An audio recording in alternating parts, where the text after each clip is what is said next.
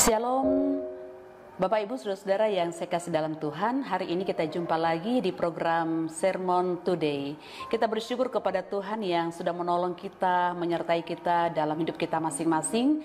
Bahkan kita boleh memasuki bulan yang baru semua karena anugerah Tuhan. Kita boleh berada di bulan yang baru, bulan Juli, itu karena pertolongan Tuhan dalam hidup kita. Dan yang pastinya bahwa Allah punya rancangan yang terbaik dalam hidup kita, dan Allah juga mau supaya kita melakukan sesuatu yang berguna buat orang lain. Hari ini saya mengajak kita membaca firman Tuhan dari Filemon, ayatnya yang ke-9 bagian B sampai dengan ayatnya yang ke-13. Karena surat Filemon ini hanya satu pasal, Filemon ayat 9b sampai ayat yang ke-13.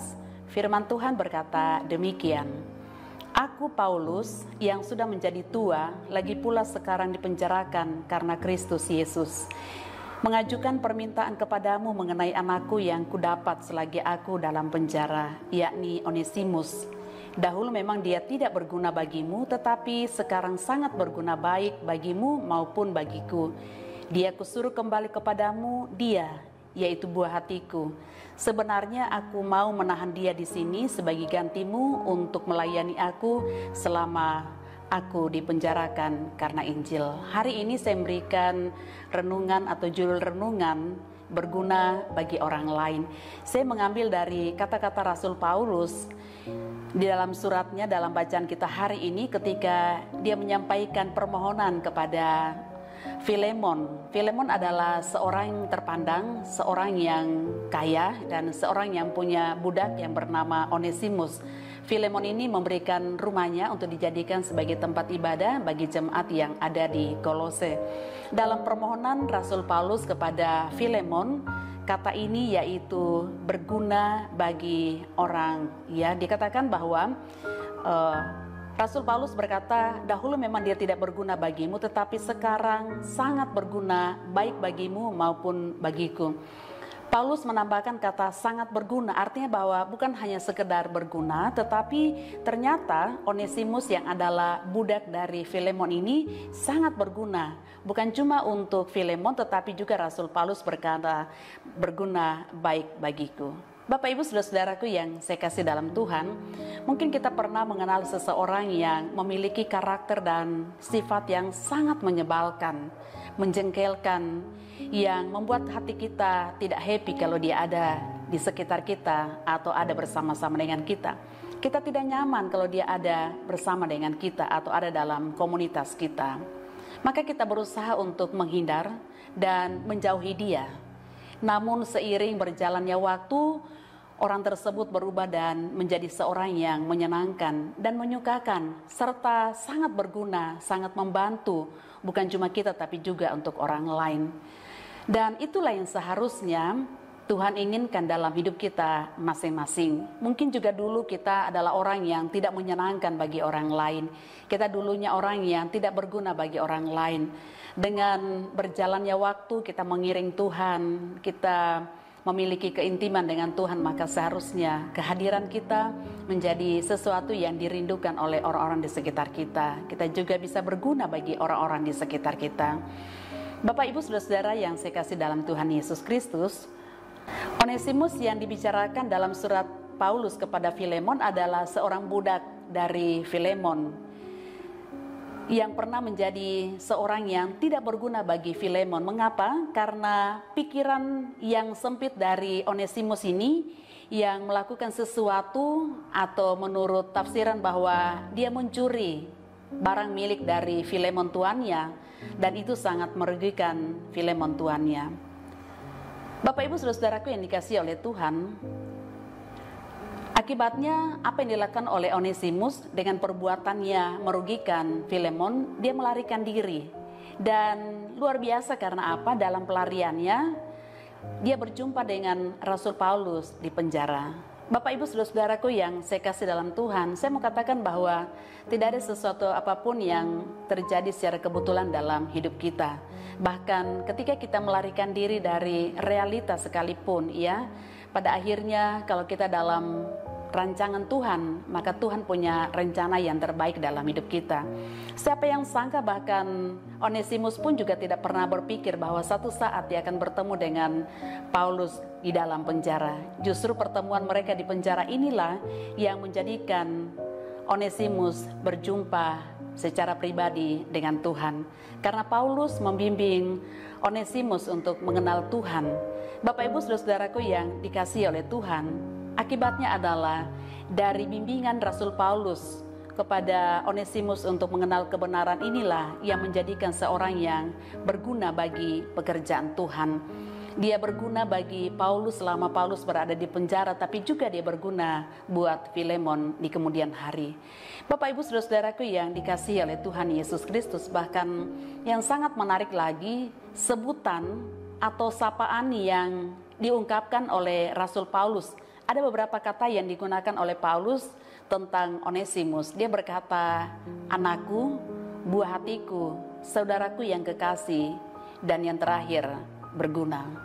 Apa maksudnya? Bahwa sekalipun Onesimus ini memiliki latar belakang yang tidak baik, perilakunya yang tidak baik, yang tidak terpuji dengan mengambil barang dari Filemon, tapi kemudian perjumpaan pribadinya dengan Tuhan menjadikan seorang pribadi yang dirubah oleh Tuhan dan dia dapat dipakai bagi pekerjaan Tuhan.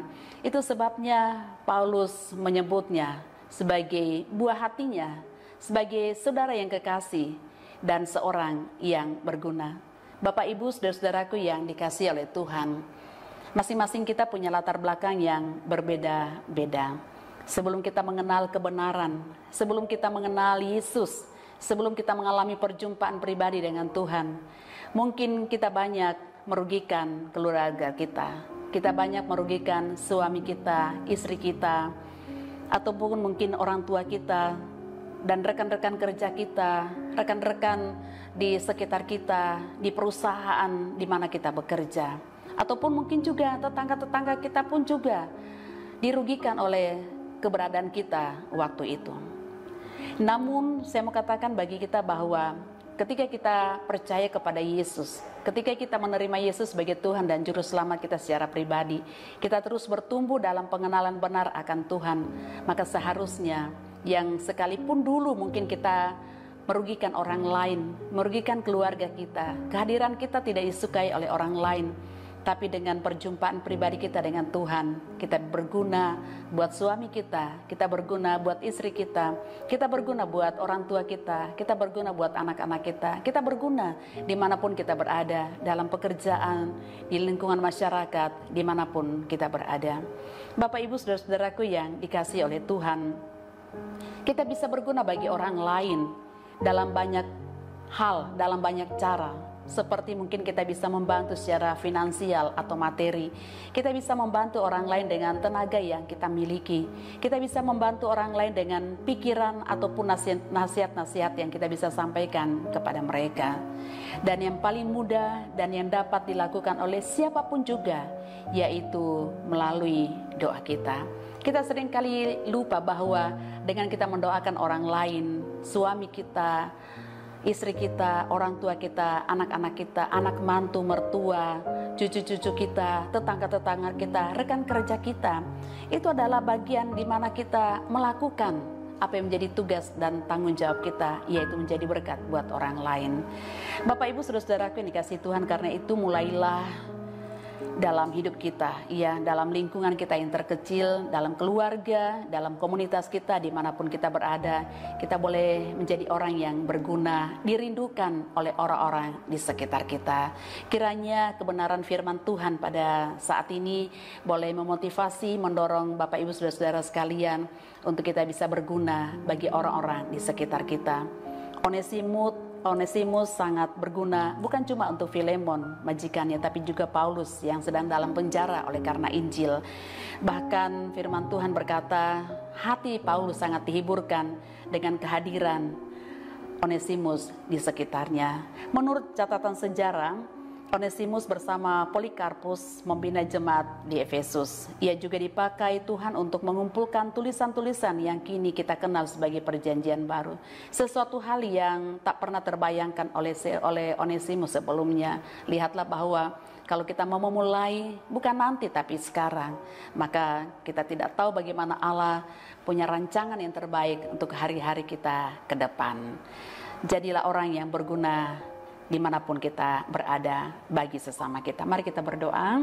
Tuhan Yesus, kami bersyukur dan berterima kasih karena kami kembali diingatkan melalui firman-Mu pada saat ini, agar kami berguna, bermanfaat bagi orang-orang di sekitar kami, istri kami, buat suami kami, buat orang tua kami, buat anak-anak kami, buat keluarga besar kami, bahkan dalam komunitas dimanapun juga kami berada, dalam pekerjaan, dalam lingkungan masyarakat, dalam studi, dalam pendidikan kami. Terima kasih Tuhan, sehingga melalui kehadiran kami, nama Tuhan dipuji dan permuliakan.